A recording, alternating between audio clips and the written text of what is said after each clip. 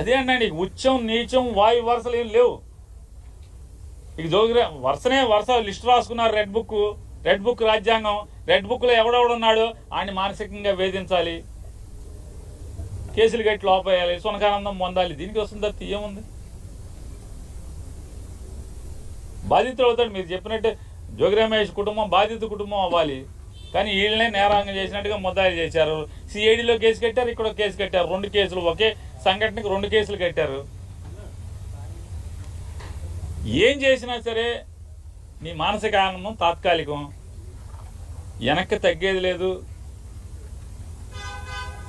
Telugu Desam party మీద, కూటమి ప్రభుత్వం మీద, జనాలను చేసే మోసాల మీద, వాళ్ళు కూటమి ప్రభుత్వం ప్రజల్ని వంచే దాంట్లో కానీ ప్రజా వ్యతిరేక పరిపాలన చేసే దాంట్లో నిలదీయటం, పోరాటం చేయటం. జోగి రమేష్ ఆగడు, జోగి రమేష్ గారు కొడుకు ఆగడు, ఎవరు ఆగరు.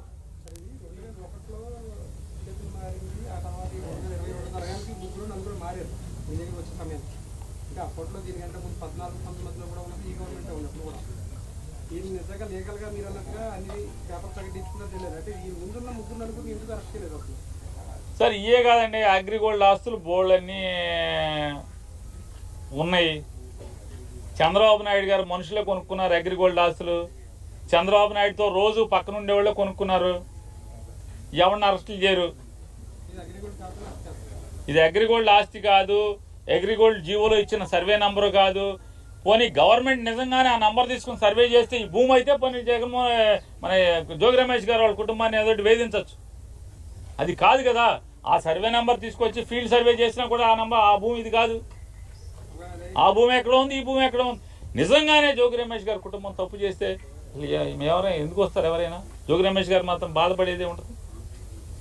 ఇక్కడ అక్రమ కేసు కాబట్టి ఎవరైనా సరే, అంటే తండ్రిని ఏమీ చేయలేక పిల్లలను కూడా నువ్వు కక్ష సాధించడానికి కేసులో తప్పుడు కేసులు పెడుతున్నావు అనేది ఇక్కడ సమాజం బాధపడేది ఎవరైనా సరే. అంటే రాజకీయ కక్ష కోసం ఎంతకన్నా బరిదెగించి వెళ్తారు వీళ్ళు.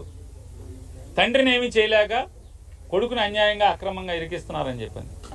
ఇవాళ పొద్దున్న జోగి రమేష్ గారి భార్య మాట్లాడుతుంది, నీకు పిల్లలు ఉన్నారయ్యా, మనవడు ఉన్నాడు, కొడుకు ఉన్నాడు, ఇవన్నీ ఉసురు పోసుకుంటున్నారని చెప్తుంది ఆవిడ.